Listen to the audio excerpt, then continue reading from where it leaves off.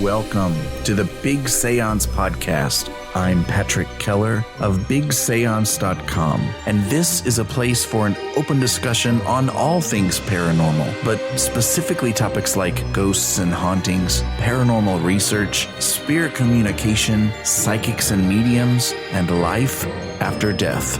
So basically, anything that pops up in my paranormal world. The candles are already lit, so you might as well come on in and join the seance. Hey, Paranerds. Thanks for hitting play again.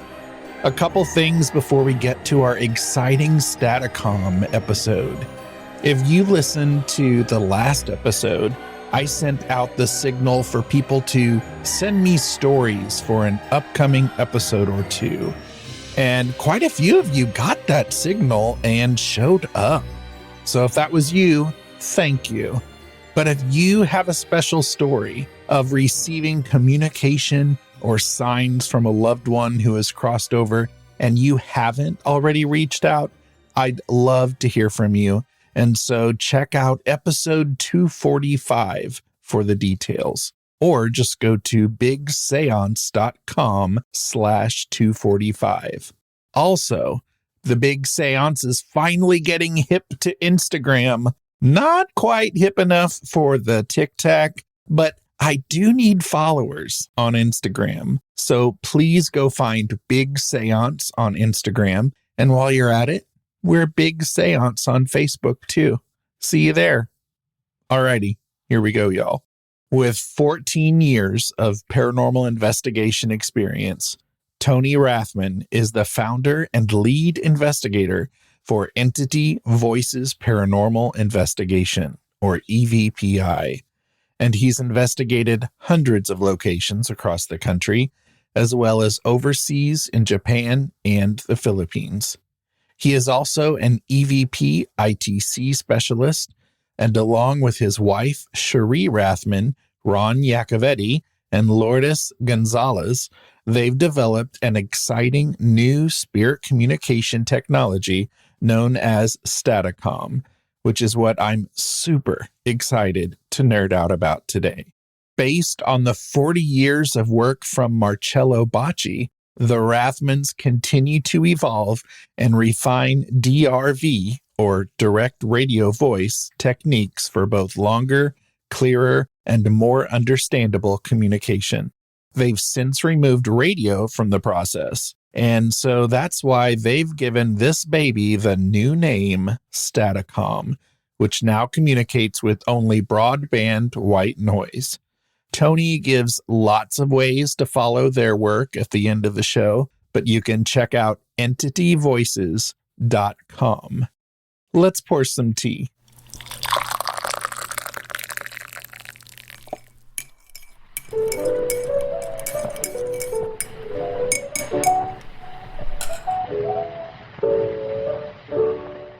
I want to welcome Cherie Rathman to the Parlor. Hi, Tony. How you doing? I am so excited about this because when I started all of this, it was just a blog at that time because I needed a place to talk about all the paranormal investigation experiences that I was having because I didn't have, my audience knows, I didn't have a lot of people in my world that were open to talking about all of it. And so that's how it all got started. But I wanted to, especially for new listeners too, they might not know this super nerdy side of me. You know, I got started in paranormal investigation, I think about the same time you did, actually. And I was also intensely interested in EVP and ITC, or for listeners, that's instrumental transcommunication. For a number of years, I was super involved with that, at least in my own home, and in my own head. I did a lot of reading about the research of, Friedrich, Jürgenson, and Marcello Bacci, and of course, Sarah Estep, my girl Sarah, with the American Association of EVP, which is now ATRANS-C. I was doing a lot of standard EVP experiments, I guess, just in my home.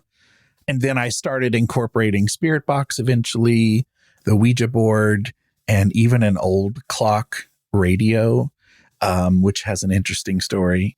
But over time, I got so overwhelmed by it and all the commitment, the time commitment that it took. And I was tired also of fighting my own skeptical nature with deciding what was and wasn't spirit voices.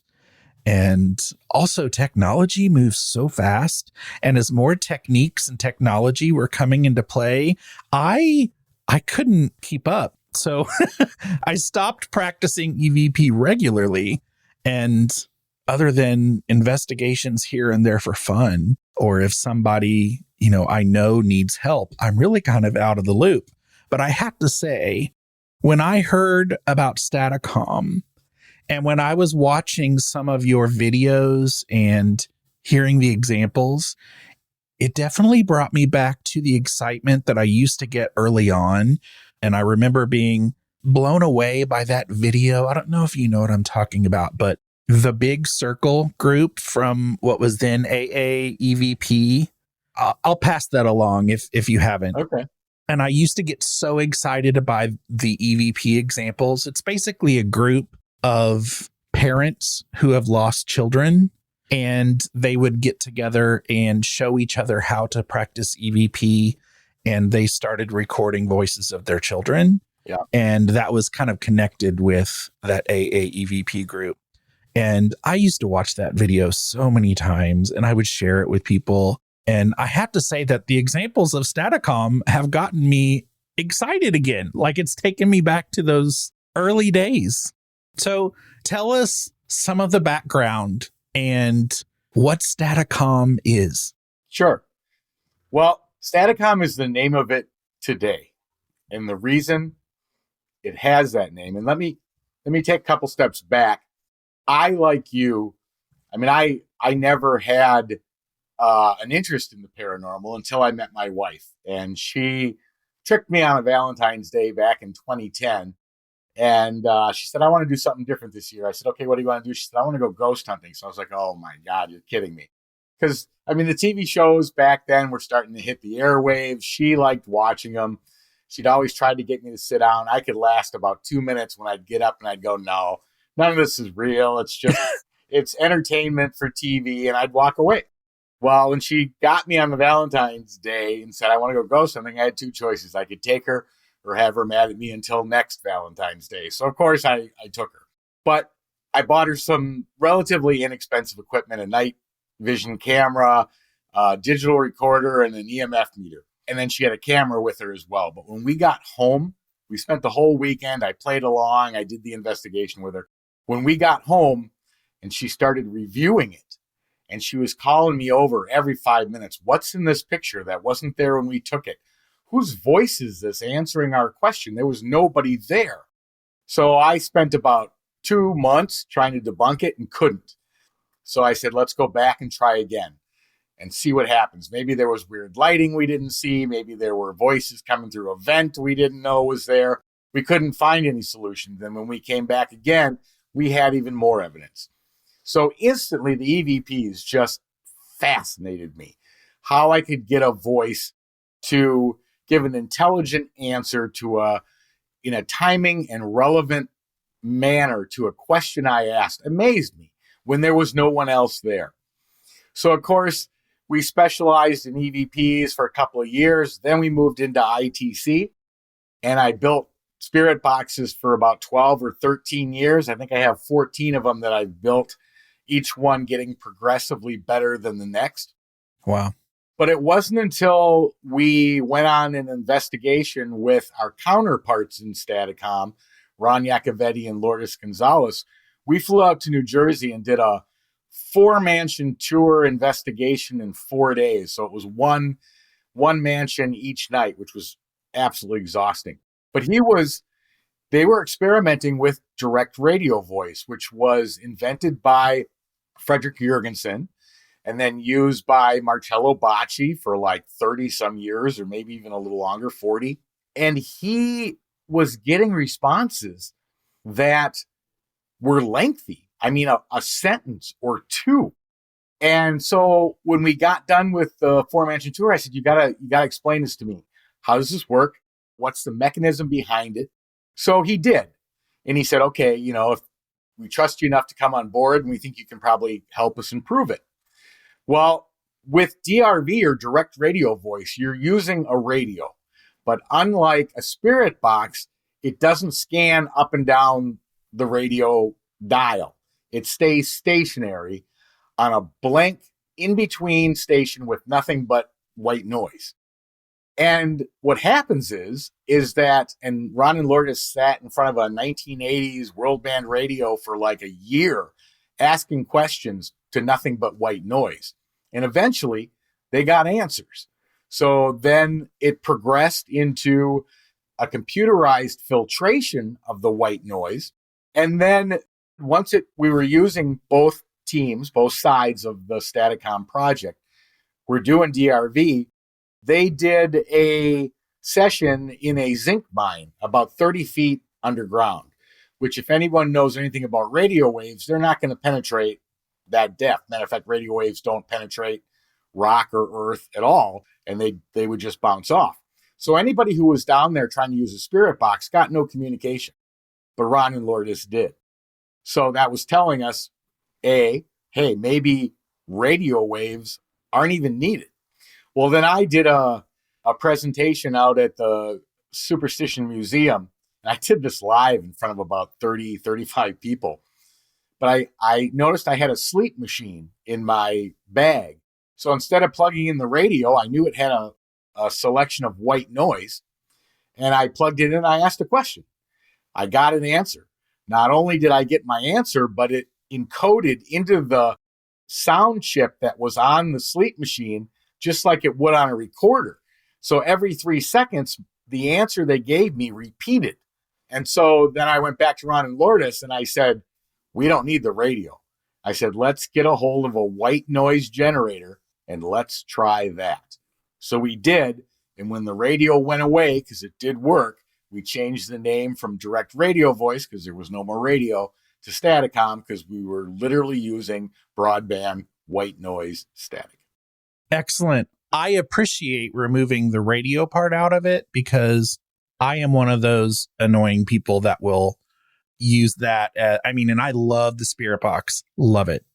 Use it all the time. I love the Estes method and all of those nerdy things. However, I way too easily write off anything that I get, because I know in the background that it is also using radio waves and all of that. And so I appreciate taking that out of the picture. That kind of clears it up for my brain a little bit. And when I was doing a lot of my early EVP experiments in my home, I started using white noise. And actually, I think I forget if it was brown noise or pink noise, which, variation of white noise it was, but I used that. And I don't remember getting really anything from that. I do remember experimenting with running water and actually did get a few artifacts from that. I don't remember what it was at this point, but I think that's where it's at. So I think it's exciting that this is happening. In its current form, is Staticom a device, a method, an app? Is it something that will eventually be available to other investigators? Can you explain that to us? It's a method. It's not a device. It's nothing that we sell. And it was never meant to hit production lines. It was done purely for research. And so that's the complication, is because it's getting a lot of attention. And there's a whole series of variables that make it difficult to even release it. Like, we had it for probably 9 months to a year. And then a couple weeks ago, I just did this upgrade, which literally was a 180-degree difference from what it sounded like before. So the questions come in, okay, well, we released it prior, now do we have to do update? How do we handle all that? So that question is still on the table. And again, but the bottom line is that it's still a lot of like plugins and things, right? Like if people Correct. see your videos, you can see that there's a lot going on. There's a lot of windows. And so there's definitely some structure to it.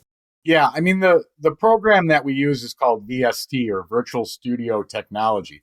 It's basically the computerized version of a full music studio. Mm-hmm. And you can plug in any components you want to filter, to take out background noise, to, anything you can imagine that an audio studio can do, we can do. And so you were talking about the radio before and removing it. Well, that was one of our biggest objectives because it's low-hanging fruit. Any skeptic, any scientist that's going to say, hey, you're using a device that picks up audio communication. Chances are you're getting a stray radio wave, even if it sounds like it's answering you. Well, that was the problem too with a spirit box because it's actually scanning through radio stations. But one of the things that we noticed, and nothing against Frank Sumption for creating the Frank's box, like I said, I built spirit boxes for 12 years. They do work. But one of the things we noticed right off the bat was that the messages from direct radio voice compared to the length of messages in a spirit box were night and day difference. You'd get a couple of words from a spirit box. We would get full sentences, full communication. So what we determined was, and again, some of this is theory, but that the radio bands aren't needed at all. Spirits are not taking fragments of radio words and creating their own words. All they need is the white noise. And that's what we're using today. And white noise contains no audio data of any kind. There should be no sounds, no syllables, nothing, let alone full words or full complete sentences. So that helped the process of Staticom elevating as well, because we weren't fighting, they're using a radio. No, that's gone. And so you're also not using a generator either, right? Like I've also used a noise generator in the past where it kind of is sampling little bits of things and reorganizing it and spitting it out. Okay. There are no sound data at all, just purely white noise, which sounds like if you're in between two radio stations, it's that shh. That's it. That's all we use. So how does Staticom differ from, I'm thinking like, and some of these I think have been kind of fads, but like the Portal or Wonderbox or even like the Echovox app, you know what I'm talking about? Yeah, there's a huge difference between the two. If you're talking about a Portal, you're talking about basically a couple of guitar foot pedals strapped onto a speaker. Staticom is vastly different. Staticom is a method in itself of creating disembodied consciousness communication. When you take a couple of guitar pedals and a speaker, what are you plugging it into? A radio. So what Staticom is and what a Portal is nothing more than a speaker that makes it sound, a little different than what's coming out of the radio, but that's all it does. If you're talking about apps, there's such a variety of apps. Some of them are just fake. Correct. Ones that may have some legitimacy to them, and other ones that are filled already when you purchase it with every word known in the haunted dictionary to come out at various times. There's nothing paranormal about that. The problem with apps is that unless you built it yourself, unless you know what's in the sound banks, and the key word there is that it uses sound or word banks, which means any true validity of something being paranormal has already gone out the window before you even turn it on. One of the Ovilus, I've never had a lot of great experiences with the Ovilus, and I've never felt like it always seemed way too random. Right. And it always speaks when I pick it up and move. But it always cracks me up just the way that Dave Schrader voice comes out going evil. I'm like, you just you automatically fed, just hearing that word feeds an emotion and makes people think that it's right. Like you don't hear pizza or it's just, I'm like, God. So I don't know. I was excited about where the Ovilus was going. And then you realize that, when you look at the bank of words they put in, they don't put the not scary words in. So, right. But they put enough in to lead you down a path of where you think it's going. And those words are pre-programmed. They're built in. Mm-hmm. the fact that it's going to say the word and it even shows up on the screen, there's nothing random or paranormal about that. That's programmed. Yeah. And I'm definitely not a technology expert either, but yeah, it always just, like you don't see rainbow Right. come out of the Ovilus or something cute and fuzzy. One of the other main differences between how Staticom works and how, like when people will do EVPs, which is called record and review, meaning that they'll go into the location, they'll start a recorder, they'll ask their questions, then they'll stop the recorder and either review it there or wait till they take it home to review it. But what do people usually do then? They try to amplify what they think is the response. They try to minimize background noise. They may speed it up or slow it down. The amazing thing about Staticom is it does all of that live in the moment. We slow down live white noise because we realized we were getting responses that were so fast that the human brain couldn't even interpret what was being said. So we figured out how to, in live time, slow down the live stream white noise so we could hear the answers in a manner that the human ear could understand what was being said. So all of that happens live without ever having to go back and adjust. So that's one of the other real advantages to how Staticom functions. When I think back to 2010, 2012, when I was doing a lot of this, I can't tell you how many hours and hours I sat just with a plain old recorder going and then listening. And of course, it took at least 2 or 3 times the amount of that it took to record to listen. And so, especially for formal investigations, like of some of the private homes I investigated or whatever. Oh my God. And I'm teaching during the day, middle school kids killing me at school and then coming back and staying all night up listening and throwing it in, amplification and to try to hear what. And I don't know that I would ever have the patience. People talk about attention spans now, how we don't have attention spans. I will never, ever do like traditional just recorder EVP ever again because I wouldn't be able to do it without falling asleep. And then if you have more than one recorder, which most investigators do. Yeah. And the recorder runs for an hour and you've got 6 recorders throughout that's 6 hours of review. And then you multiply that by every other device that you have running. Cameras, audio, it's crazy.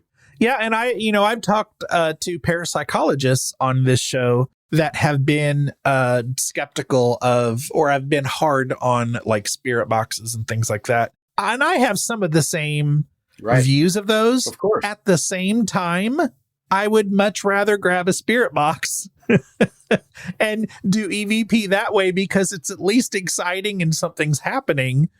Because just sitting there listening to a recording, stab me in the face. That's not exciting anymore like it used to be. Well, that's the other advantage, too, to what ITC was truly supposed to be, and that's two-way communication. Gathering EVPs isn't two-way because you don't hear it until after. Yeah. Spirit boxes, DRV was meant to be two-way, but Staticom has just improved the ability to do that two-way. The longest conversation we ever had lasted over 7 minutes. Wow. Yeah.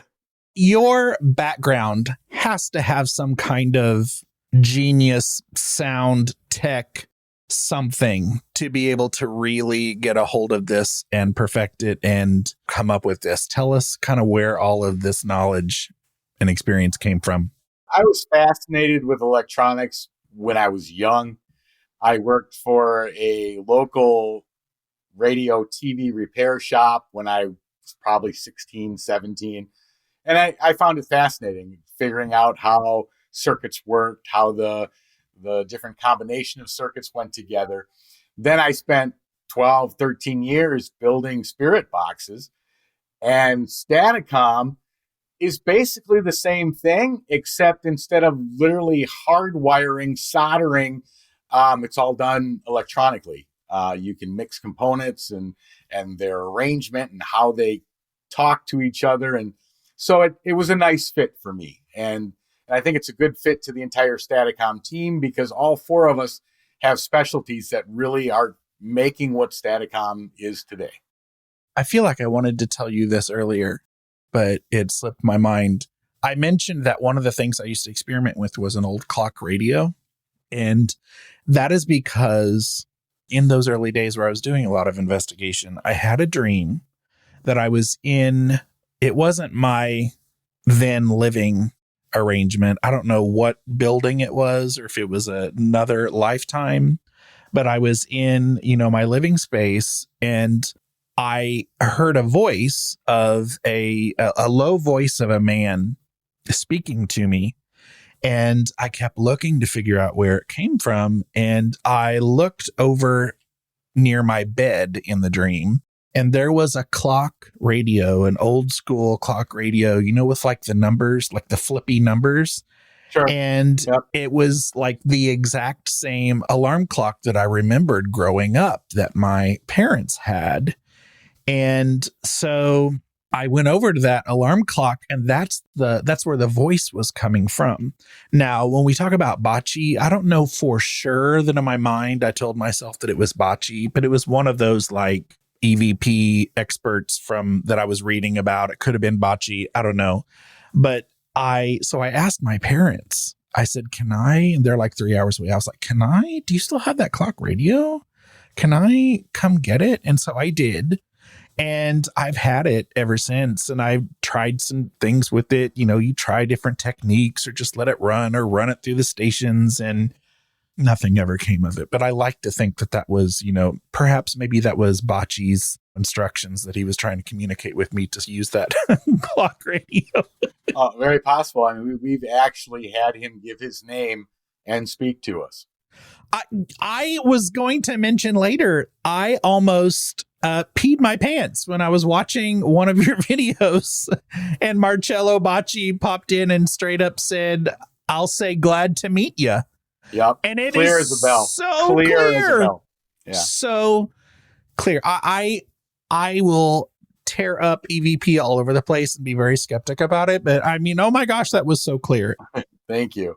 You were talking about other forms of white noise, water, rain, wind. Before we switched to the white noise generator, I tested them all. I recorded running water. I had mics hanging out the car windows when I was driving to test it all. Could I get voice responses from any of those other ones? I could. The problem is that there was variance in the frequency of the sound of the wind. If a mic's hanging out of a car, depending on which way the mic was facing, if the wind was blowing on top of it. So those levels weren't constant, which made pulling the voices much more difficult. Whereas broadband white noise is consistent across every frequency from 20 hertz to 20 kilohertz. They're all even. That's why you can't hear one sound over another. And that's why it works so well. Yeah, the EVP that I got when I was experimenting with running water, it was actually my husband, who is a skeptic. He was actually taking a shower, and I took my recorder into the shower and, whispered a question into the recorder, and he had no idea the whole time, and then got some kind of EVP out of it, or what I may have been an EVP. But I remember telling him about that, and he was like, okay, what?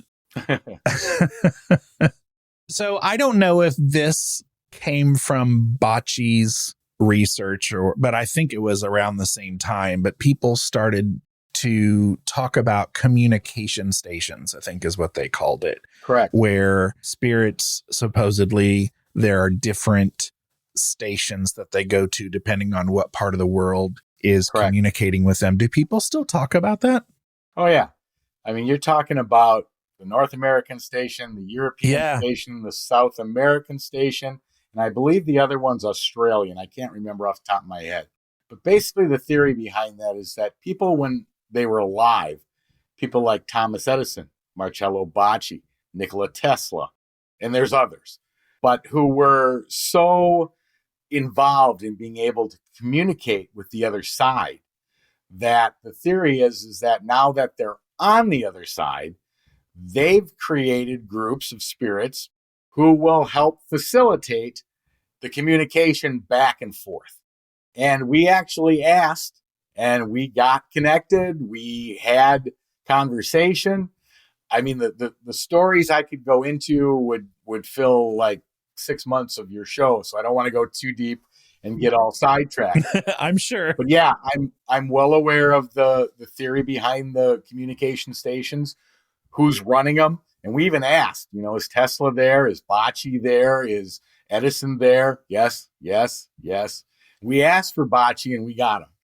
That's awesome. I don't know why, but it makes me happy to hear that they are, they're organizing just as much as we are to try to make communication happen, right. Which is why I've always said, I don't know if I qualify or if they would have me, but when I cross over, like, I would love to volunteer to right. help right. make the communication happen for nerds like me still on Earth.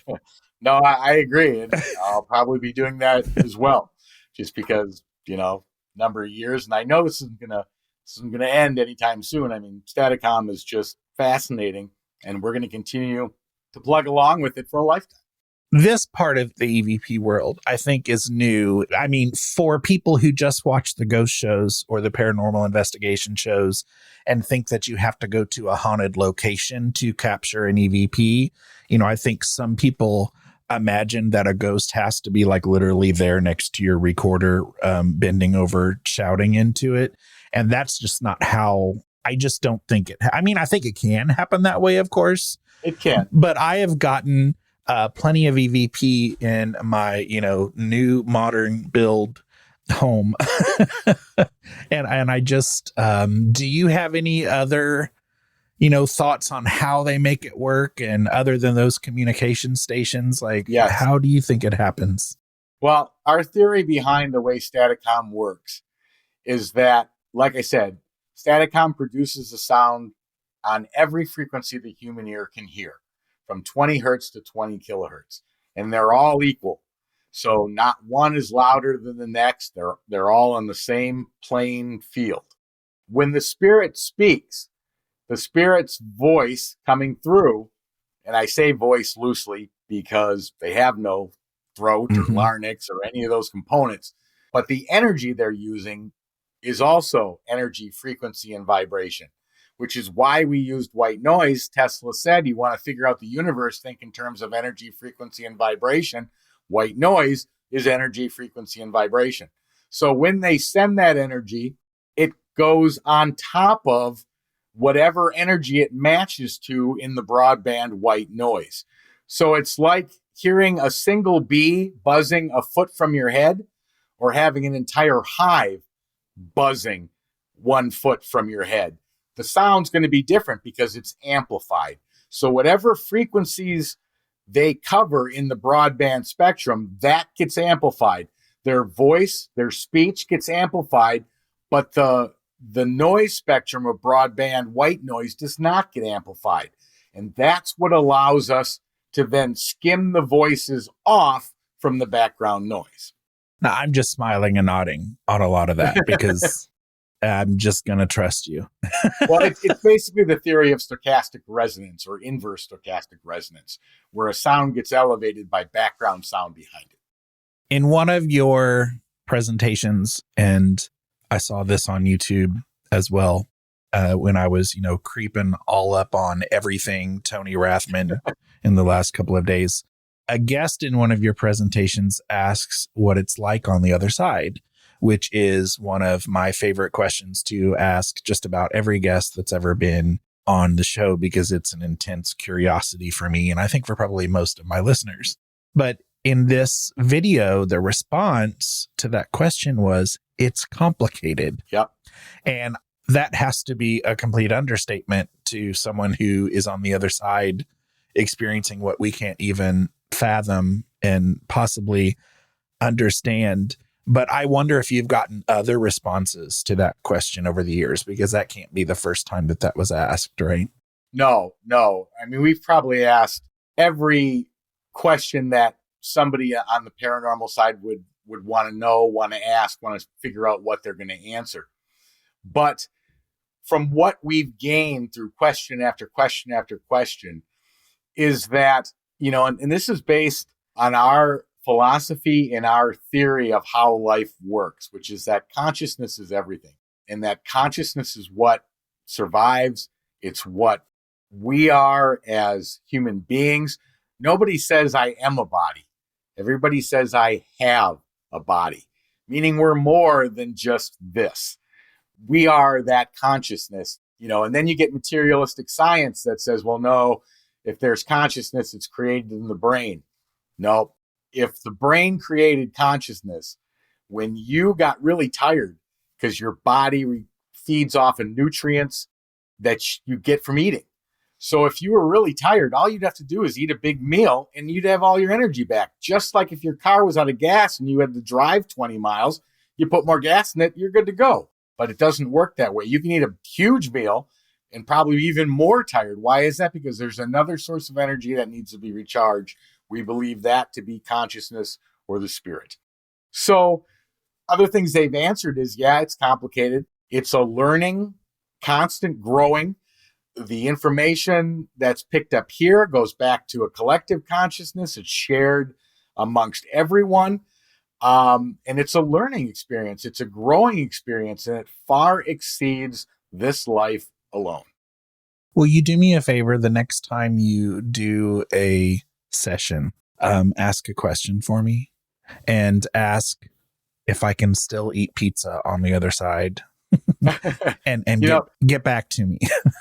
But funny though, because we've literally heard spirits say, I'm hungry or I'm thirsty. Oh, wow. So yeah, or I'm cold. Well, if you think about it as being the physical 3-dimensional body is gone, how does that, yeah, but again, that all breaks down to, how you view life and, what we see on the planet around us. Is that what's really there? Or are we just seeing a representation of it? People always ask me, what do you think separates what's the real curtain between the living and the afterlife? We believe that curtain is the human body. We are stuck to our 5 senses: sight, hearing, smell, taste, touch. Our eyes only see visible light. We don't see full spectrum. We don't see night vision. There are a lot of other layers of visible light human eye can't see. Our hearing, 20 hertz to 20 kilohertz. We can't hear anything above or below that. So what I truly believe separates is the human body and our senses. And the pizza. And the pizza. So you sent me a number of samples, audio samples, from different sessions of Staticom. And I don't know, I don't know how much you want to say about each one either. So are there at least a couple that you would like to for sure hit on and I can play for us? It doesn't matter which one you play. Okay. The real purpose of them is to let people hear the difference between a spirit box or even any other device out there today, and how this is true human speech from a device that carries no audio data whatsoever. A word shouldn't be there. A syllable shouldn't be there, let alone a full sentence, where the sentence is coming in a timing and relevant manner with an intelligent answer to the question asked. It should not be occurring, but it does. Yeah. I'm just going to pick one. I'm going to pick this one that says energy of your mind. Okay. And I'll do, traditionally we like to play EVP 3 times in a row. And so I'll play it, 3 times so people can listen to it. All right. So for those of you listening in a podcast app, you might for sure want to make sure that you are not speeding up this part. Some people like to do that. I always have to my podcast app. Anytime I hear anything about EVP, I have to make sure it's on normal speed. But here we go. This is Energy of Your Mind, and I'll play it 3 times, and then we'll chat about it. You hear me speak.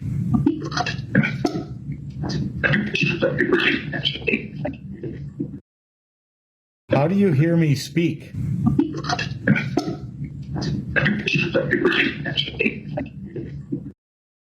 How do you hear me speak?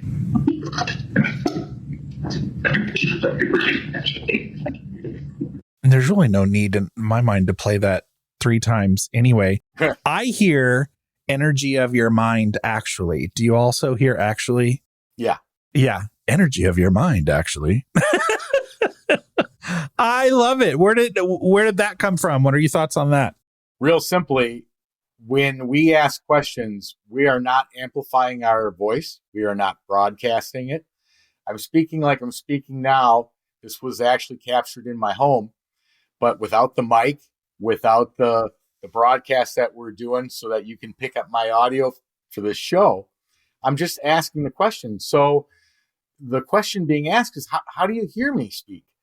And the answer was, it's energy of your mind. Now, when I think back to our investigation days, that makes perfect sense because we could be doing an EVP session. I would ask a question and the answer would show up on the recorder before I even finished asking. I knew where that was going. Yeah. So that means this has nothing to do with sound waves. It has nothing to do with my vocal projection of what I'm trying to say going out. They're not receiving it via sound waves.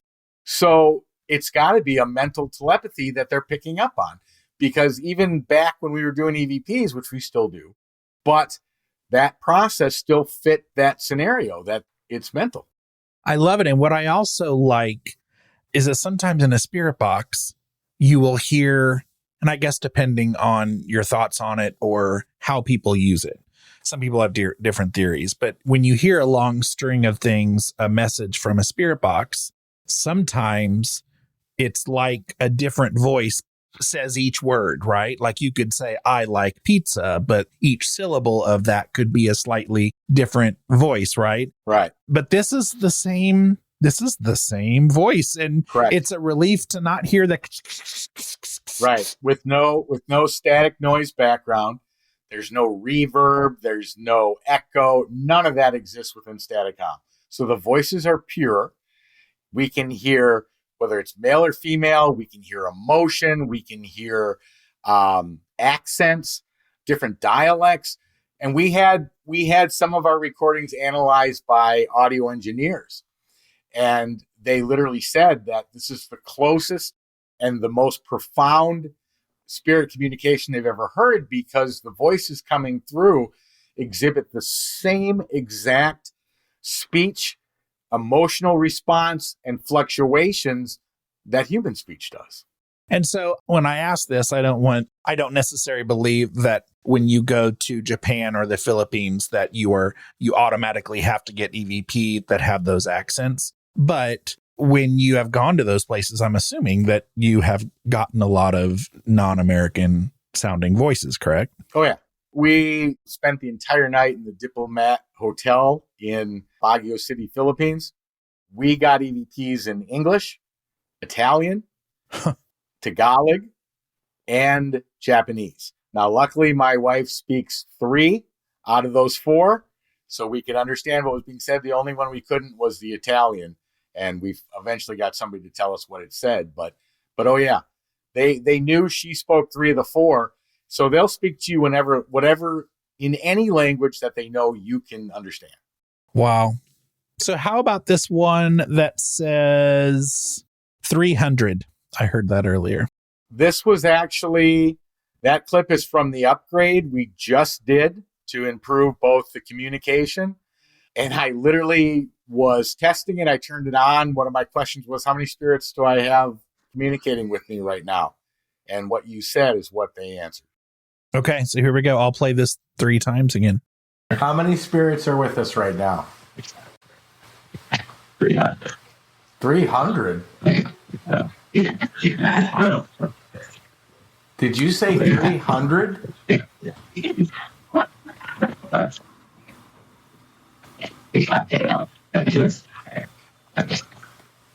So this is the second time. How many spirits are with us right now? 300. 300? Did you say 300?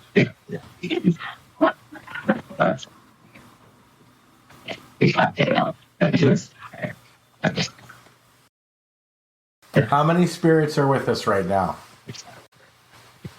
300. 300?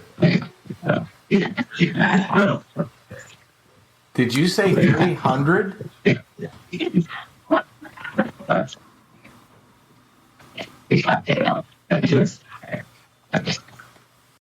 What do you feel like you got after the 300? What was the rest of that conversation? Do you have an idea?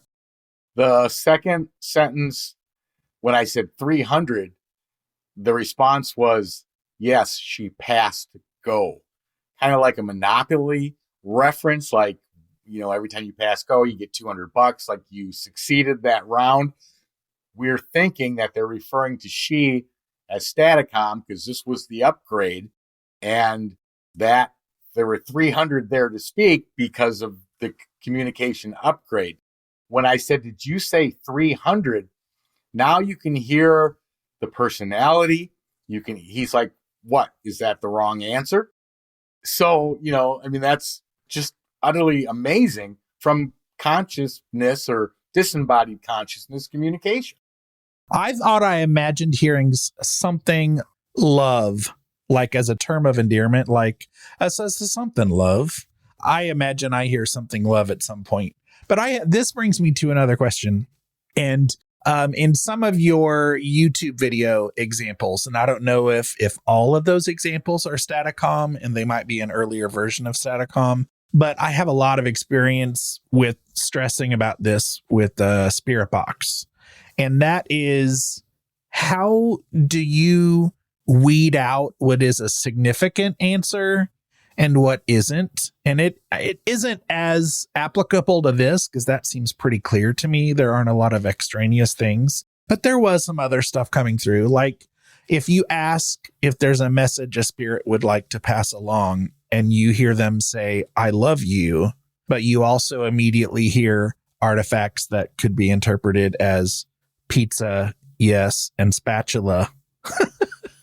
Like how, especially when people do the Estes method, you're supposed to spit out what you hear and people will shout, they will pick out the word that fits their communication. And I'm like, but wait a minute, you heard spatula and you heard monkey and all that other stuff. Why are we just picking that? Does that make sense? How do you weed out? Well, my main answer to that question is I don't have to weed out. Right. There's not a lot of it in these examples, I have to say. I'm not going through radio stations. I'm not picking up broadcast information. None of that is there. So anything being said is probably relevant. And you're just trying to interpret it. Correct. Yes. That makes sense. And it's much clearer than Spirit Box communication where you don't have 6 people going, well, I heard this. I heard this. No, I heard that. It's pretty clear to the point where 90% of the time we'll have 5, 6 people go, yep, that's exactly what I heard too. How often do you get repeated responses? Like if you get and I heard you do some of this in your videos. And I like to do this too, because to me, it helps validate. But if you get a name that comes through, I like for them to try to say the name twice so that I know it wasn't an accident. Do you get quite a few examples of that? If we ask for it, yes. Very cool. Let's do another one. There's the Cherie Rathman can see. That one's interesting because that was a response during an investigation where I actually first time saw a full-blown apparition before we turned Staticom on. And I was freaking out because I don't usually see that stuff. That was the same day? Same 6 hours.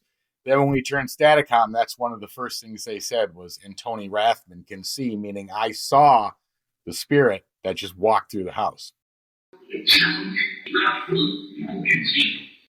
I'll play it a second and a third time.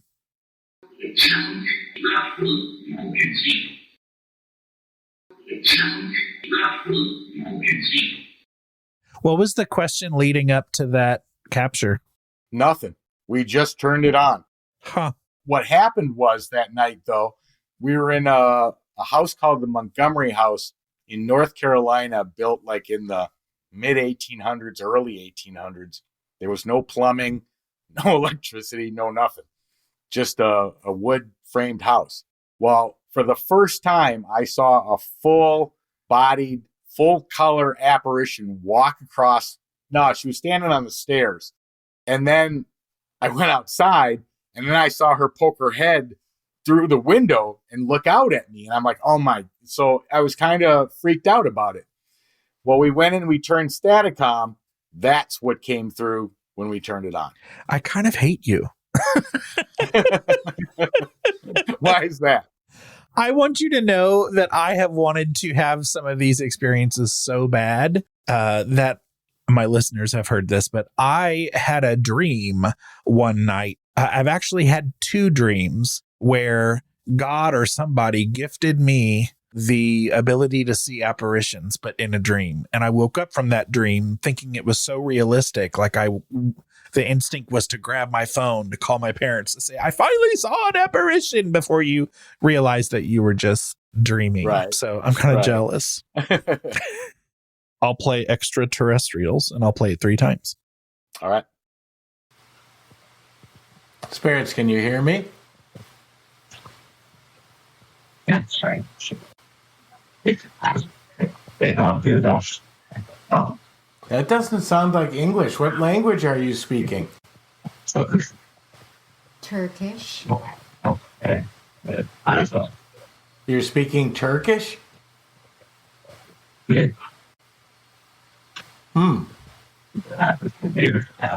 I only speak English. Can you speak to me in English?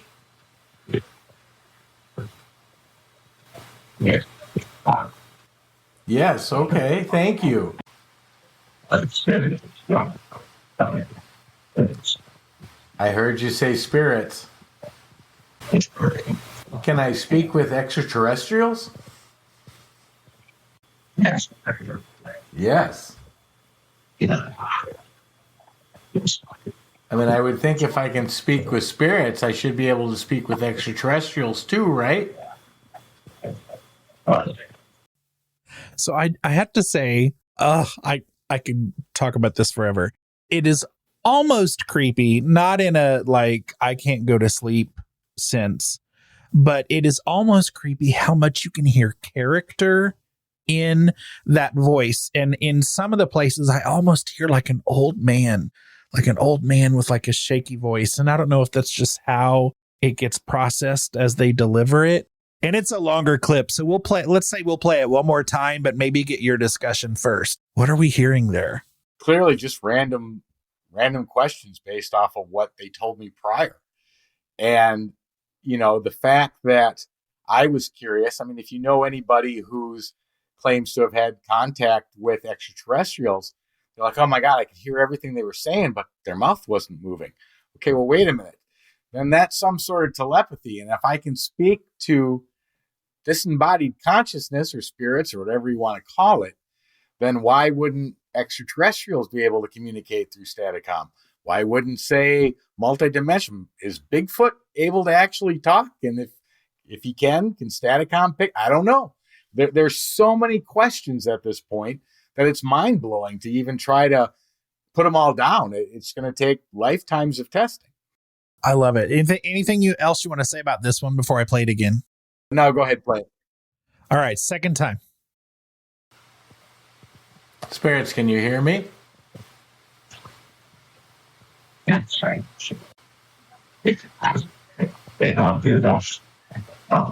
That doesn't sound like English. What language are you speaking? Turkish. You're speaking Turkish?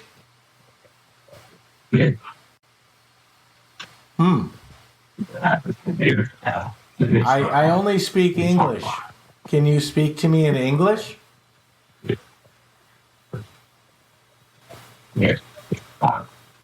Yes, okay, thank you.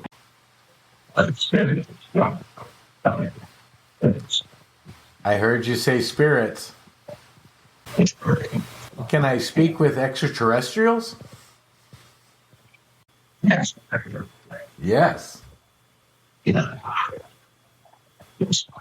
I mean, I would think if I can speak with spirits, I should be able to speak with extraterrestrials too, right?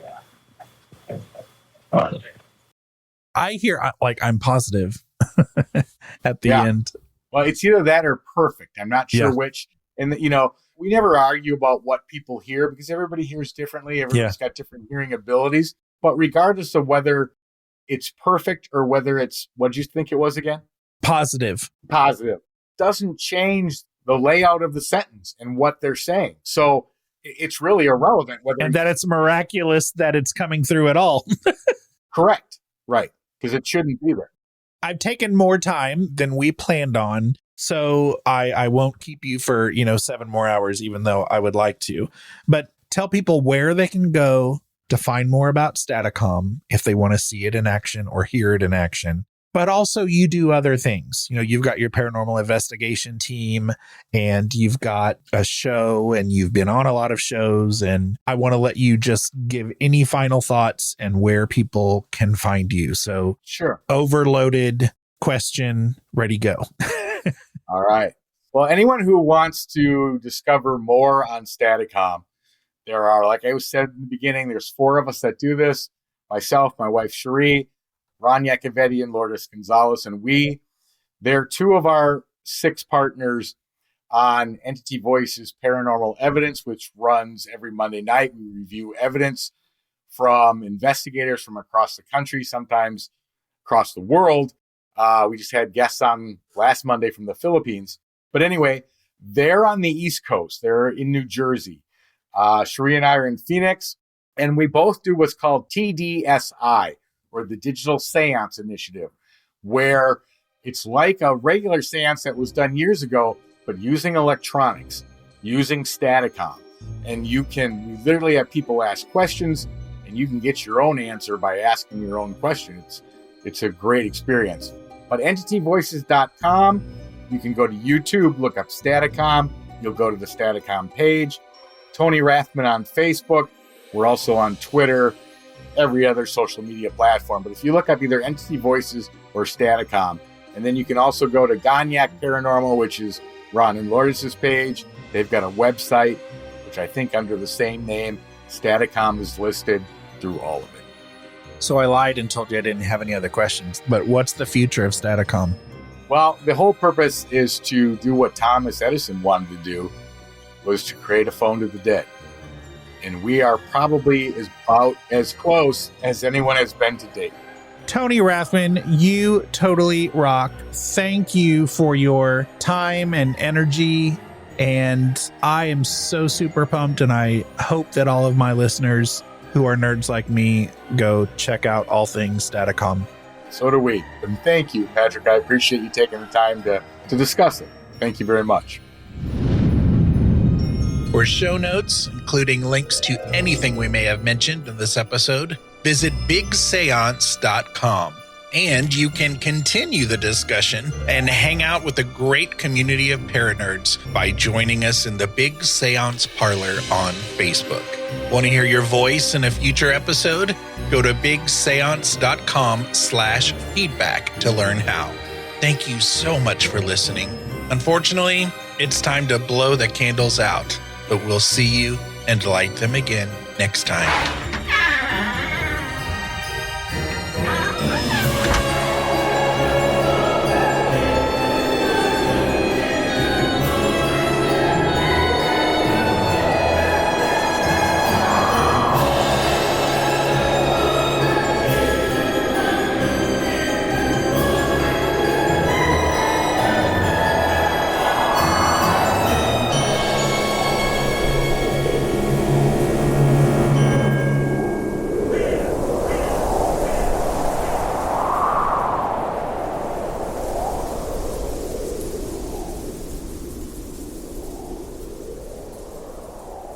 Thank you to the following super paranerds who support this show at patreon.com/big seance.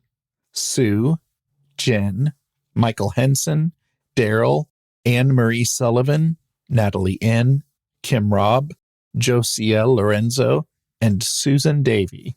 My supporters at the Parlor guest level, who can be found at bigseance.com/parlor guests, are Anne Rekovich from ozparatech.com, Dina DeCastro of Dina DeCastro Astrology, Janae Michaels from Gray House Tarot and Farm Artifacts, Amy Park Gedicke of amyparkg.com, Lonnie Scott from weirdwebradio.com, Lana and John of Carbon Lilies, Midge Munster from midgemunster.com, Heather N. of dancingbeealchemy.com, Diane Razmataz, Stephen St. Amour, Tracy, Andrew Watson, Amy Taylor, Danielle Hemberry, Christine Rath-Selhe, Mindy Kintop, Hope Battaglia, Cass and Bailey, Melissa Armour, Janet Shaw-Binns, Bruce Williams, and Christopher Kohler. And I currently have 4 fabulous listeners who support the show at the $10 level, which isn't even a thing. Those Paranerds are Glenna Becker, Peggy Hagan, and Steve and the lovely Judy Skinner. I also have 3 wonderful listeners who support the show at the completely made-up $20 level. And those peeps are Norman and Linda Keller and Kevin Gilbert. Thank you, Paranerds.